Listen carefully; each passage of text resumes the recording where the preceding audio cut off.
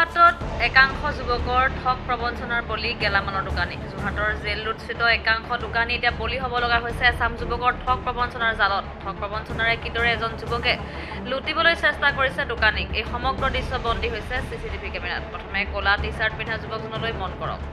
তেওঁ দোকানীজনক 50 টকা এটা গুগল পে' কৰিবলৈ কয়, পিছত কেজি কেজি আলু পিঁয়াজ জুখিবলৈ কয়। তাৰ পিছতেই তেওঁৰ চকুত পৰে দোকানত লগাই থোৱা CC কেমেৰাৰ ওপৰত। কেমেৰা দেখি যুৱকজনে হাতেৰে মুখ ঢাকিবলৈ চেষ্টা কৰে। তাৰ পিছত দোকানৰ পৰা ওলাই গৈ লগৰজনক মাতিবলৈ যায়। স্থানীয় দোকানীসকলৰ মতে ইয়াৰ আগতে যুৱকজনে অন্য এখন দোকানত ঠগ প্ৰবঞ্চনা কৰি লুটিবলৈ চেষ্টা কৰিছিল এগৰাকী মহিলা দোকানীক। পিছত ওচৰতে থকা আন এখন দোকানলৈ গৈ ৰামঠগন দিয়াৰ চেষ্টা কৰিছিল যুৱকজনে। এনেদৰে কিছুদিন পূৰ্বেও জেল ৰোডৰ এই দোকানসমূহত ৰামঠগন দি দোকানসমূহ লুটপাট কৰাৰ চেষ্টা কৰিছিল এচাম যুৱকে। Bureau report news now.